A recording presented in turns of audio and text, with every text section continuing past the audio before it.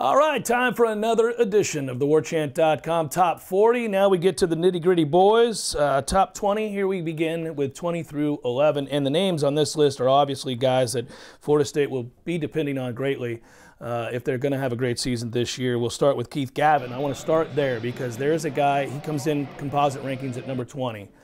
And there's a guy that everybody knows when you look at him physically, he's a guy that should be a star, and it hasn't happened yet, and you start to get a little worried, and you don't know if some of that's injury, some of that's Jimbo's system, how will he be used in this system, and is this the year that he breaks out because he's physically gifted? Yeah, and I think I had him a little lower than you guys because I'm just unsure about what he's going to be able to do. You know, last year I thought he had a chance to break out, then he got injured, and that's not his fault, obviously. But he didn't look as great in the spring as I was hoping, especially in the spring game. He just looked like he, of all those guys in those young receivers adapting to this offense, he's the one that didn't seem to really flash at me quite as much as I expected. Physically, he's got all the tools, but you kind of need to see it. But if he comes around, there's no doubt. I mean, he's got as much talent as anybody. We'll parlay this here. Your thoughts on Keith Gavin, but the next guy on the list is Trey McKitty, who I think in this offense with his skill set could have a huge year and kind of come out of nowhere, at least nationally. People don't really know who he is. I think Florida State fans obviously do. Yeah, he looked like I mean, he was really impressive, I thought, in the spring game. He can move. Like Trey McKitty I was talking about. Yeah. Keith Gavin, like Ira said, we all know about that, but we haven't seen it yet. It's been 2 years. Well,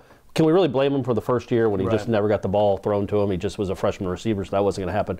But Gavin, maybe he's a guy that takes that big step from sophomore year to junior year. But McKitty, man, he was one of the most. Him and Tamori Terry to me were like maybe the two most impressive new guys. Just their physical ability, the way he ran, as big as he was, it was really, really intriguing, and I'm sure it was to Willie Taggart too.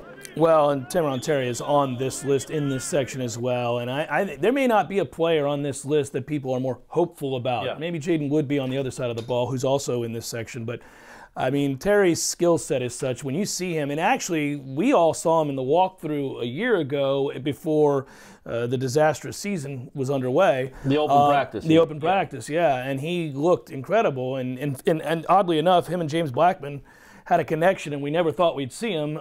We didn't see one. We certainly saw the other, but he's a guy who physically could be a superstar. Yeah, and if Willie Taggart wanted to pump the brakes at all, he had several opportunities to do so in the spring and never did it. Or during the summer, or during his spring booster tour.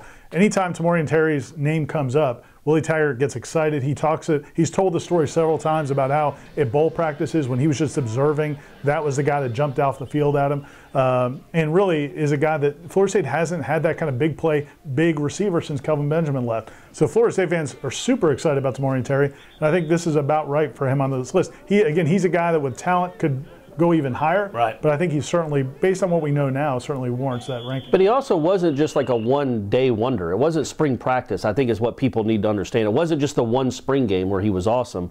I remember that open practice. Every time I would watch the other field, 15 was running into the end zone with a touchdown. He's just caught another one. Yeah. I think that's a very important point that Ira just made about Willie, and finally he did make one, about what Willie Taggart just made.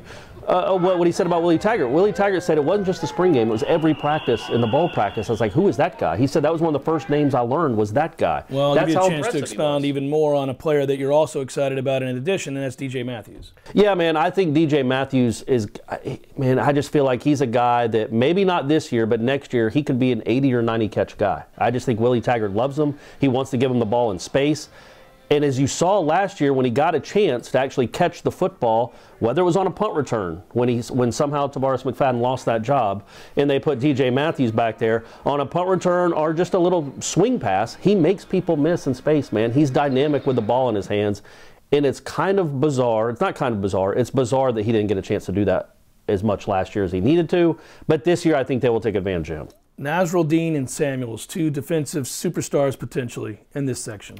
Yeah, I mean, Nasruldeen's a guy that we really all love. I mean, what we saw from him last year as a true freshman and then continued in the spring, he's another one of those guys that not just he jumps out at you from his length and athletic ability, but he's a very physical kid. One of those guys they had to tone down, tell him to stop hitting people in practice. I like those kind of guys, by the way. And Sanford Samuels, I thought, really came on late last year. He actually started taking away Tavares McFadden's playing time at corner at times last year as well. He really played well. as a freshman. So I think those two guys have a lot of potential. Do I get to make my retort about Jawan Williams now? Now is the time to do it. Do I get my equal time? Forever hold your peace if you don't get to do it now. Now. Jawan Williams, the problem, buddy, is I keep hearing that he's not 100% healthy yet. He's still not back. So if he's not full speed, Ira says, prove it, Jawan.